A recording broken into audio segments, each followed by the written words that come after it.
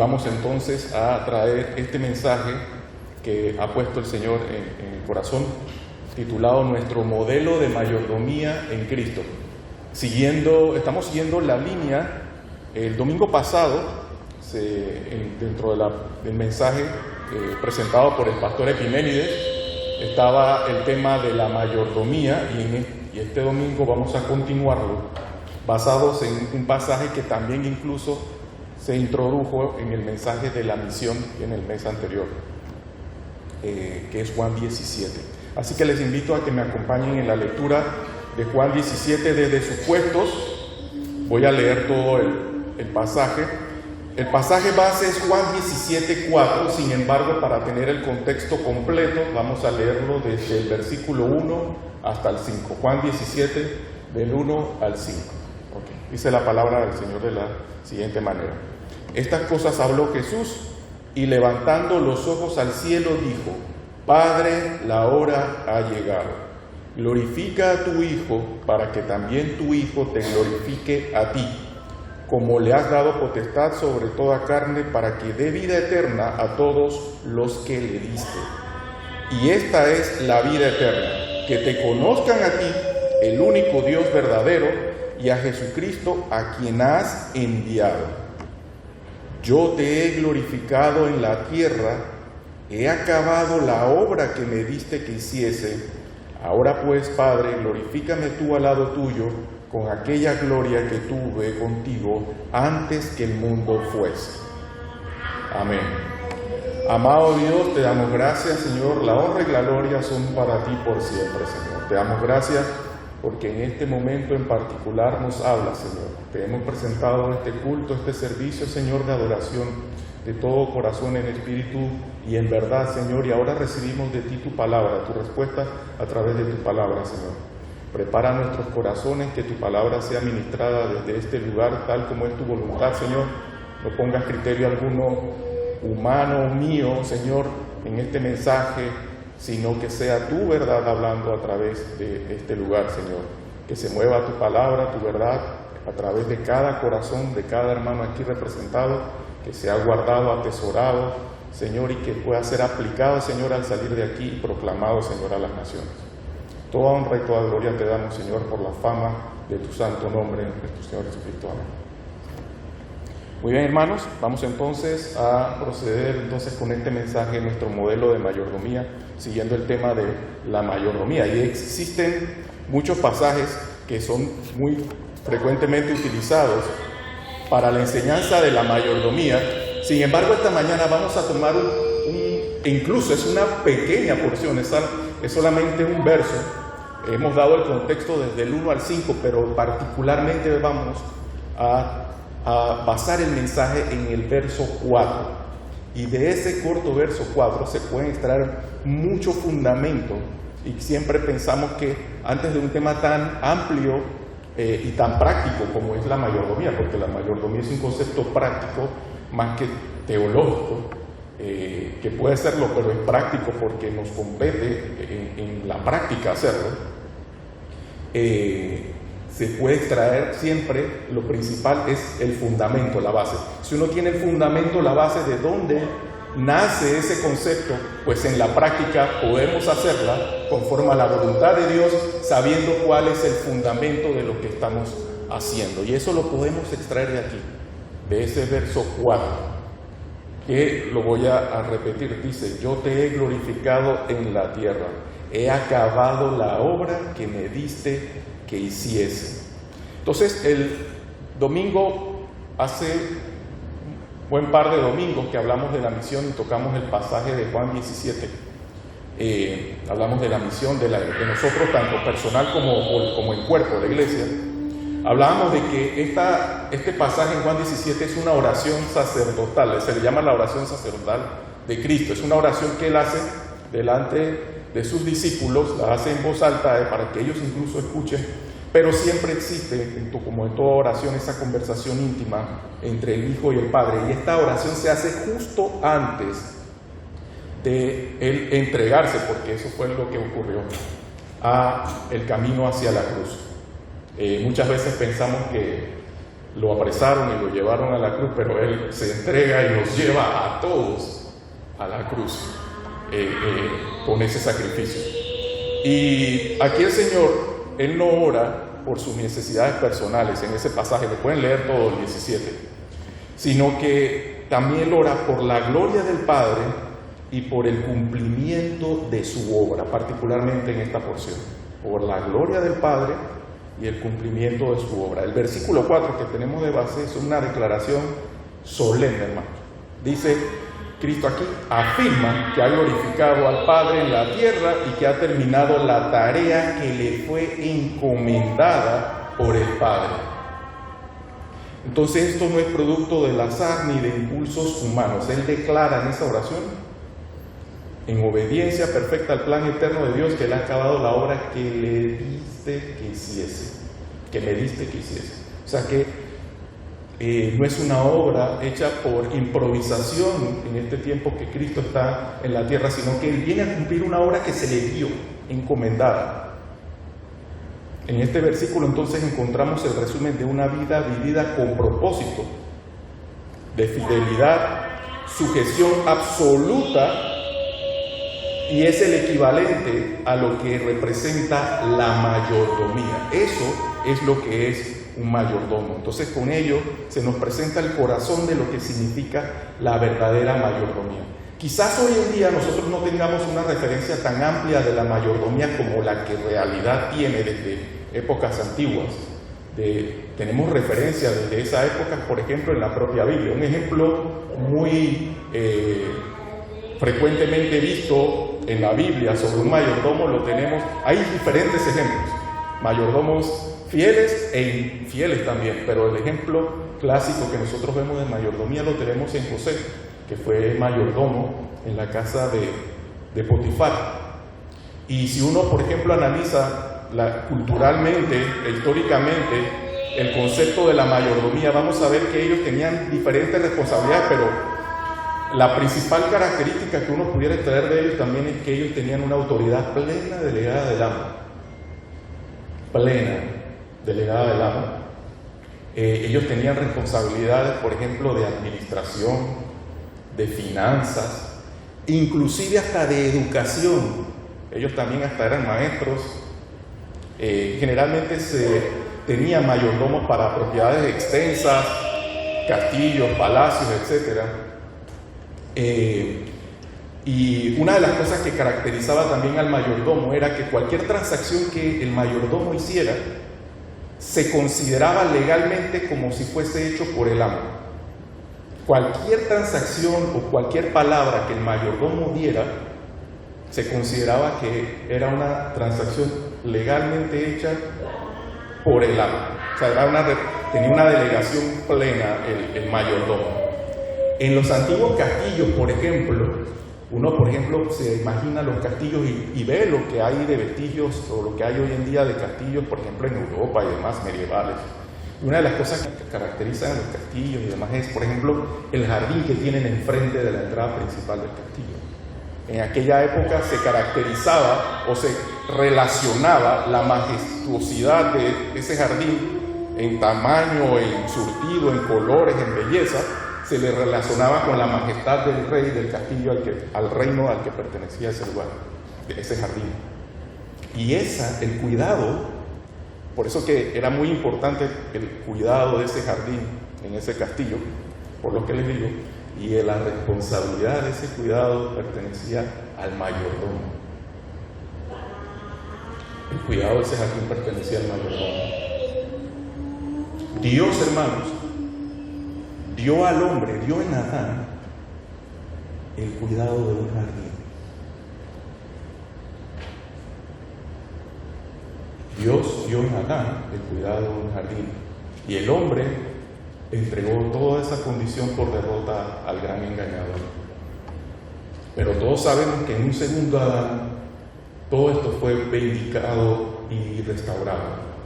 Sin embargo, lo que queremos plantear en toda esta introducción es que nuestra esencia desde un inicio fue el de ser mayordomos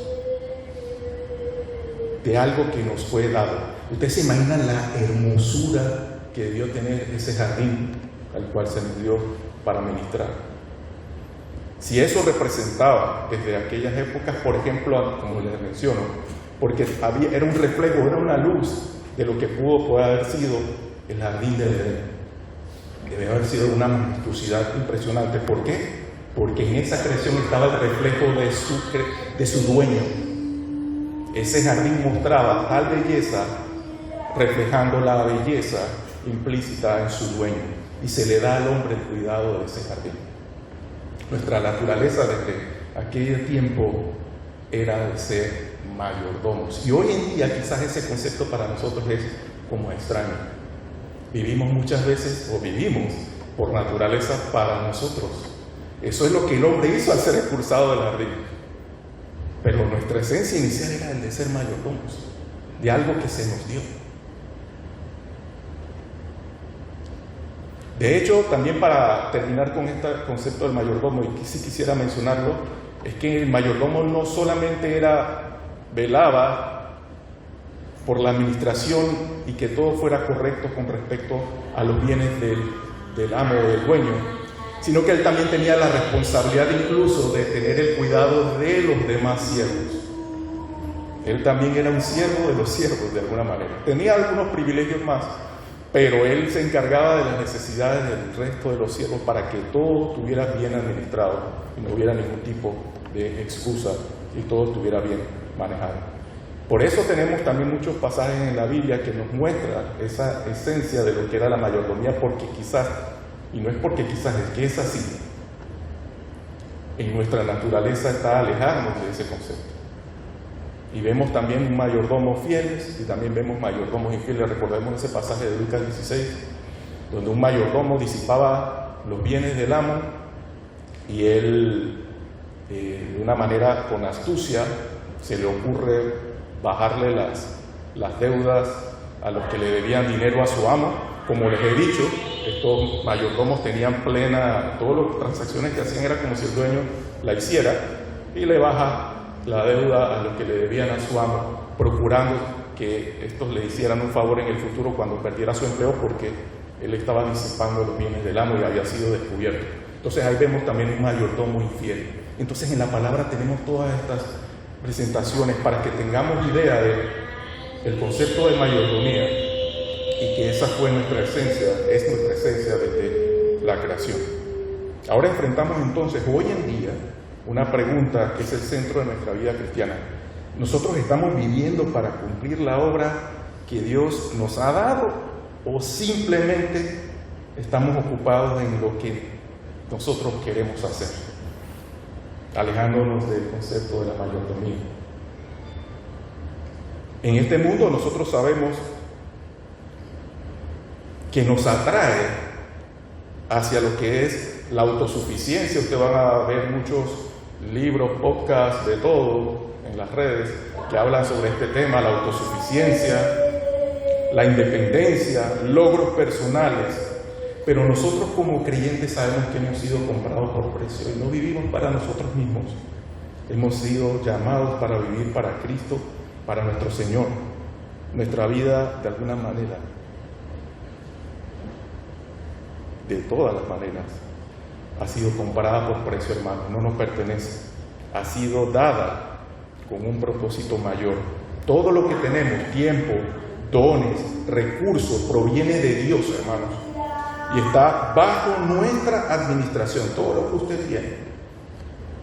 Por eso nosotros debemos preguntarnos si estamos siendo fieles en lo que Él nos ha confiado. Entonces vamos a ver en este mensaje 3 aspectos en los que Cristo es nuestro modelo perfecto de mayordomía, para que aprendamos cómo vivir como siervos fieles siguiendo ese ejemplo que Él nos ha dado. En este primer punto vamos a ver, y curiosamente, si vemos la porción del verso 4, vamos a ver los aspectos, vamos a ver 3 aspectos que podemos extraer de ahí, pero lo vamos a ver en orden de retroceso. Dice el pasaje 4: yo te he glorificado en la tierra, he acabado la obra que me diste que hiciese. Y vamos a ver los aspectos, pero en orden de retroceso. Primero, donde dice la obra que me diste que hiciese, ahí vemos que Cristo reconoce que la obra no era suya. La obra, en este primer punto, reconoce no era suya, sino del Padre. La obra que me diste que hiciese. Entonces esa frase, la obra que me diste, revela que Jesús no vino aquí a establecer su propio plan, sino a cumplir un encargo divino. Ahí la palabra obra, que en griego es ergon, eso es una tarea asignada con un propósito específico. Ese es lo que significa ese concepto allí, ergon. Es una tarea asignada con un propósito específico.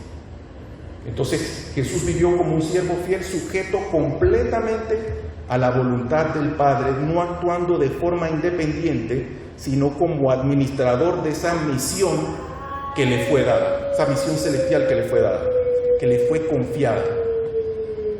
Además, hermanos, ese reconocimiento de autoridad muestra la relación funcional de la Trinidad, hermanos, donde el Hijo se somete voluntariamente al Padre, no por inferioridad, sino por misión. Él se sujeta a la misión que ha recibido del Padre. La verdadera mayordomía, hermanos, entonces comienza con la humildad de aceptar que no somos dueños del propósito de nuestra propia vida, hermanos. No somos dueños del propósito de nuestra propia vida, sino los encargados de ejecutar y de hacer y el ejercicio de la misma según los designios del dueño de nuestras vidas. Nuestra vida nos ha sido dada para estar en el ejercicio de la misma de acuerdo a los designios del dueño. Nuestra propia vida debe estar al propósito del dueño. Un ejemplo temprano que tenemos de esto en la propia palabra, con esta conciencia de misión, lo vemos en Lucas, por ejemplo, Lucas 2:49, cuando Jesús, por ejemplo, siendo aún niño, y recordarán ese pasaje, que lo encuentran en el templo, 12 años, responde a María y a José: ¿no sabíais que en los negocios de mi padre me es necesario estar? En su conciencia de 12 años él tenía ya ese aspecto de misión que tenía encargado.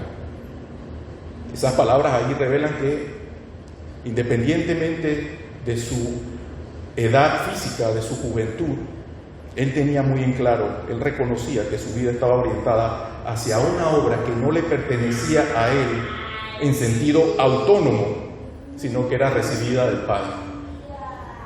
Entonces eso no era una simple expresión de interés espiritual, sino una afirmación verdadera de identidad y de misión. Yo estoy identificado con mi Padre y tengo una misión que Él me ha dado. Debo estar en sus negocios. Desde temprana edad tenía conciencia de ello. Él entendía que su tiempo, su presencia y sus prioridades estaban bajo la dirección del Padre. No había tiempo que perder. En ese momento, entonces, ocurre en el templo este pasaje, y ahí hay también que hacer un énfasis o prestar atención al detalle, que esta declaración ocurre en un templo, un lugar que simbolizaba la presencia de Dios y el centro de su obra de redención, que era en el templo. Entonces la decisión de Jesús de permanecer allí no fue un descuido infantil, hermano, sino una declaración voluntaria de su compromiso. Se identifica con, este es el término, la frase que usa, los negocios de mi Padre. Como creyentes, hermanos, nosotros tenemos que recordar que nuestra vida, y un juego de palabras, nuestra vida no es nuestra. Les invito a que anoten y lean más tarde 1 Corintios 6, particularmente del 19 al 20. Dios nos ha confiado tiempo, dones, recursos y oportunidades para servirle. Nosotros no estamos aquí simplemente para perseguir metas personales egoístas, sino para administrar bien lo que el Señor ha puesto en nuestras manos para su gloria, hermanos. Debemos reconocer que la obra es suya. Y ese principio lo debemos tener incluso estando también aquí en la iglesia, cuando hacemos planes, cuando administramos nuestros dones y talentos, no corresponde a planes de lo que pensamos que es correcto hacer. La obra es de Él. Y cuanto hay que hacer ya está declarado, hermanos. Hay que cumplirlo. Si hacemos las cosas con el conocimiento de que la obra es suya, estamos alineando nuestra voluntad a la de Él, a la del dueño de la obra. Y en eso consiste la oración. Cuando oramos, estamos haciendo eso. Estamos presentando a Dios lo que pudiera corresponder a nuestra voluntad para alinearla a la de Él. Padre, si es posible que pase de mí esta copa, pero no se haga como yo quiero, sino como tú. En eso consiste la oración, alinear nuestra voluntad a la del Padre. Y reconozco entonces realmente que tengo, o lo que soy, lo que hago, debe estar bajo la dirección de Dios, hermano. O estoy viviendo como si fuera dueño absoluto de mi vida, haciendo cuanto me plazca. Habiendo visto este punto que podemos extraer de esa porción de la palabra, reconociendo que la obra es de Dios, vamos al siguiente punto, y es que Cristo ejecutó la obra con fidelidad hasta terminarla. Decía que estamos viendo el retroceso. Vimos la obra que me diste que hiciese, pero ahí hay una expresión que dice: he acabado la obra. Y con esto vemos que Cristo ejecutó la obra con fidelidad hasta terminarla. Cristo como nuestro modelo. Ahí la palabra acabado en el griego tiene un significado de cumplimiento perfecto, llevado al pleno. Esa palabra que se utiliza allí en ese pasaje, en el lenguaje original, implica cumplimiento pleno, cumplimiento perfecto. No quedó nada por hacer, todo fue consumado. Jesús no solo comenzó su ministerio bien, lo terminó con fidelidad, aún sabiendo que el final implicaría sufrimiento y cruz. Entonces esa expresión subraya que la mayordomía no se mide solo por un buen comienzo, sino por la perseverancia hasta la meta. En eso consiste la mayordomía también, no solo en un buen comienzo, sino en la perseverancia hasta la meta.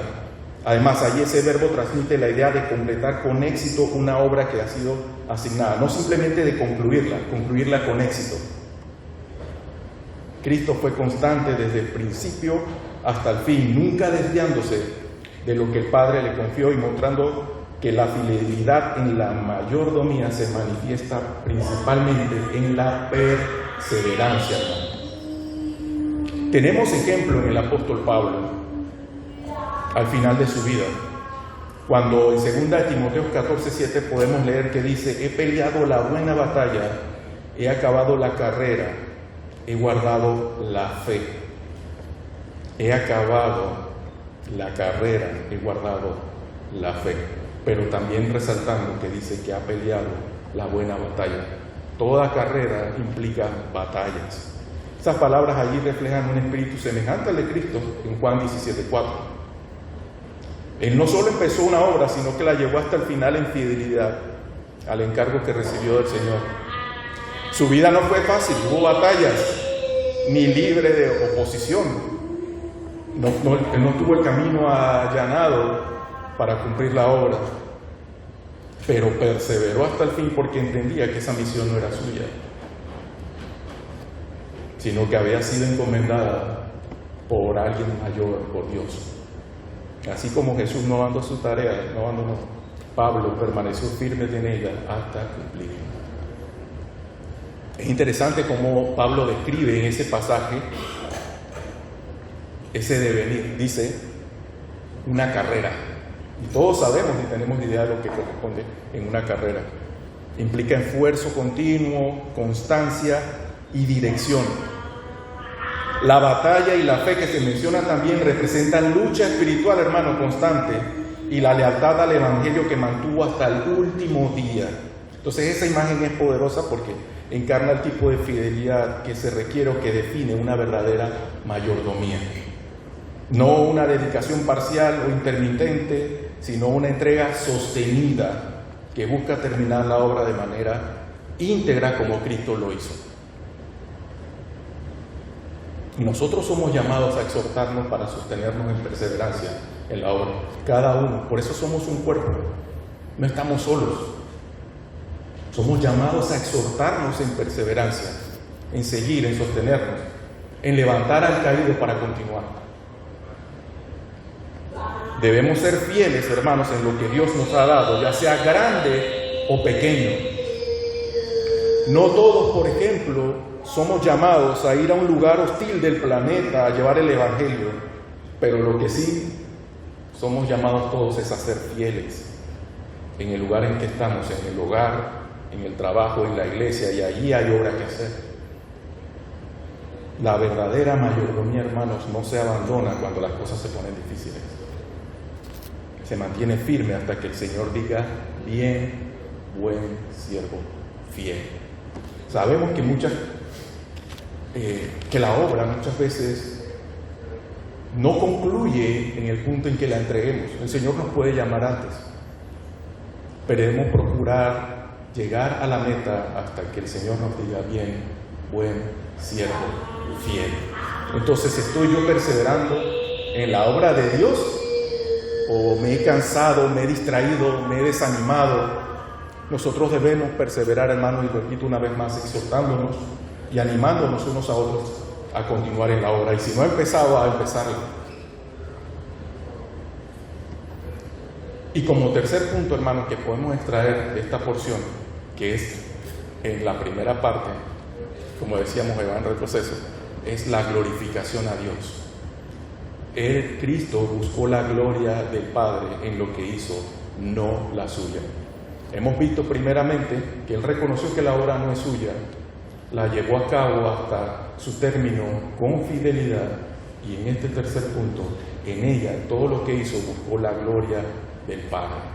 En las obras buscó la gloria del Padre, no la suya. Allí está en la expresión: yo te he glorificado en la tierra. Allí la palabra glorificado, que tiene que ver con doxa, que por cierto glorificado en el idioma original que está ahí en ese pasaje tiene que ver con doxa, y doxa es la misma palabra que sirve de raíz de la palabra joya, que tiene que ver con resplandor, con belleza, con doxa implica eso, la gloria. Es un resplandor, es un cúmulo de características. Cuando usted ve una joya hermosa y la describe, no hay cabida para una descripción negativa en el sentido del brillo, el esplendor, el tamaño, su forma. Entonces, glorificar significa exaltar, hacer manifiesta la grandeza de alguien.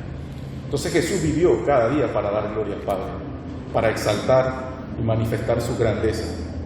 No buscó reconocimiento humano ni fama terrenal. Recordemos que incluso en muchos pasajes, recuerdo en un pasaje en donde Él oraba en voz alta diciendo: para que ellos crean que tú me enviaste, para que ellos crean que de ti viene todo el poder. Y siempre que Él se manifestaba de cara a sus discípulos, aun guardando la naturaleza y naturaleza divina, Él siempre se identificaba como, en su naturaleza humana, como un mensajero de Dios, un enviado de Dios. La palabra que me diste que les diese, un enviado. O sea, había una sumisión implícita a el Padre. Su obediencia, servicio y entrega entonces fueron expresiones visibles del carácter de Dios. Entonces ese verbo implica una intencionalidad. Era intencional. La verdadera mayordomía, hermanos, y aquí hay algo que también hay que separar, es que la verdadera mayordomía no es silenciosa en su motivación, sino que todo lo que busca hacer es dirigir la honra al dueño. La obra del mayordomo debe ser visible. Debe ser visible. ¿Por qué? Porque debe dar gloria a Dios. Debe dar gloria visible a Dios. El ejercicio de la obra por parte del mayordomo, y pongámonos en ese lugar, Implica humildad, obviamente, porque el siervo que hace la obra y que la ejecuta se sujeta completamente a quien lo envía. Por eso ahí está implícita la humildad, sí. Pero a la vez implica exaltación y gloria al dueño que le ha enviado. O sea, la obra debe ser en humildad, pero debe ser exaltación, debe ser visible. La obra debe ser visible. Y nosotros no debemos buscar el reflector. Dios pone el reflector sobre la obra. Nosotros debemos completarla, pero Dios pone el reflector sobre la obra y nosotros, en el ejercicio de la obra, reflejar su carácter y darle gloria a Él.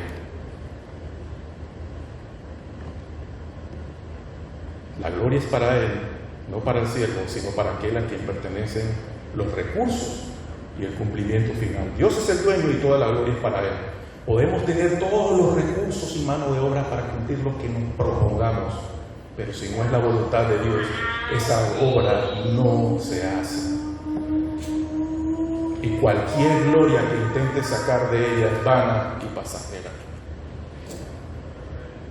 En Mateo 5 tenemos en la palabra, por ejemplo, que Jesús instruyó: así alumbre vuestra luz delante de los hombres, para que vean vuestras buenas obras y glorifiquen a vuestro Padre que está en los cielos. Lo repito nuevamente, Mateo 5. Así alumbre vuestra luz delante de los hombres, para que vean vuestras buenas obras y glorifiquen a vuestro Padre que está en los cielos. Muchas veces confundimos el hecho de que las obras las debemos hacer en humildad y en silencio. Las obras deben tener reflejo, deben ser visibles para la gloria del Padre. Él pondrá el reflector, nosotros debemos ser fieles en cumplir la obra, pero esa obra debe ser visible a las naciones. Esa enseñanza refleja no solo el propósito de nuestras acciones, tienen un propósito, que es darle gloria a Dios, sino que el de Dios también, el suyo propio, glorificarse. Que Dios se va a glorificar de cualquier manera, hermano, independientemente de que si nosotros en fidelidad cumplamos la obra, no, Él se va a glorificar. Pero es nuestra misión darle la gloria completa en el mismo modelo en que Cristo lo hizo. Lo que enseñó, hermanos, nuestro Señor en el tiempo que estuvo en este mundo, caminando por esas calles polvorientas de Palestina, fue precisamente lo que Él practicó. Una vida donde cada palabra, cada milagro, cada acto, cada compasión que Él tenía, dirigía la atención y alabanza hacia Dios. El lenguaje, si ustedes se fijan allí, de glorificar, implica entonces visibilidad, dirección. Las obras deben verse, pero no como una exhibición de mérito propio, sino una invitación de glorificar a Dios, quien es dueño de todo el recurso y el cumplimiento de la obra. Deben darle gloria a Él. Cada aspecto de nuestra vida, como hablamos, la manera en que trabajamos, lo que damos, la manera en que servimos, todo eso debe apuntar a la gloria de Dios. No vivimos para ser aplaudidos por los hombres, sino para que Cristo sea exaltado a través de nosotros.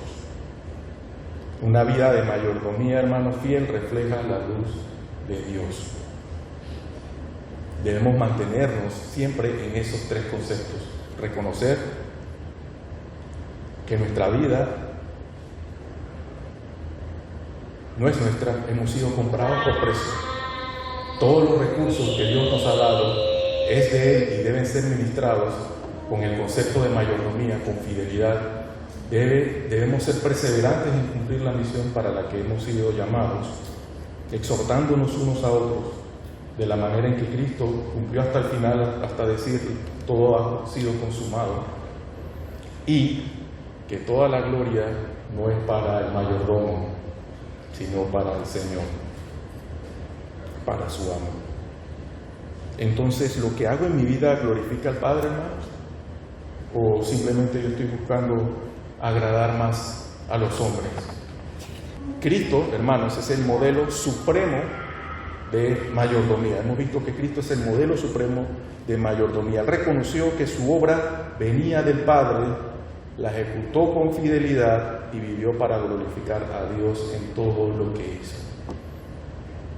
Entonces, recordando la pregunta general de reflexión que hicimos al principio, ¿estamos viviendo para cumplir la obra que Dios nos ha dado o simplemente estamos ocupados en lo que queremos hacer con nuestras vidas? Hermanos, no es tan mal tener metas, aspiraciones o proyectos, y es parte de nuestra naturaleza humana, es parte de nuestra humanidad. Y muchas veces Dios usa esos deseos para sus propósitos y para guiarnos también, para disciplinarnos, para muchas cosas. Y nada de lo que de Él venga no puede ser de otra forma que bueno. Pero si nuestros planes, hermanos, no están alineados con la voluntad de Dios, la gloria que ellos produzcan será vana y pasajera, no dará fruto eterno, ni traerá verdadera bendición, hermanos. Al contrario, hermanos. En cambio, cuando nuestros planes nacen de una vida rendida a su propósito, entonces caminamos conforme a su voluntad. Le damos la gloria al Padre y los frutos permanecen para siempre. No son temporales. Así vivió Cristo y ese es el modelo que nos deja. Una vida plena no por lo que logró humanamente, sino porque hizo exactamente lo que el Padre le pidió que hiciese. Ese es nuestro modelo. Todo lo que hemos recibido, tiempo, dones, talento, recursos, oportunidades, todo nosotros lo ponemos al servicio de Dios y para su gloria como fieles mayordomos. Nuestra vida debemos verla como una ofrenda viva para Él. Seamos mayordomos fieles, basándonos en ese modelo que nos dejó en Cristo. Y finalmente un pasaje para recordar. Dice la palabra del Señor: porque ninguno de nosotros vive para sí y ninguno muere para sí. Pues si vivimos, para el Señor vivimos, y si morimos, para el Señor morimos, hermanos. Que el Señor añada bendición a su palabra esta cada mañana, que nuestra vida sea de bendición. Maranata, hermano, Cristo viene pronto. Dios les bendiga.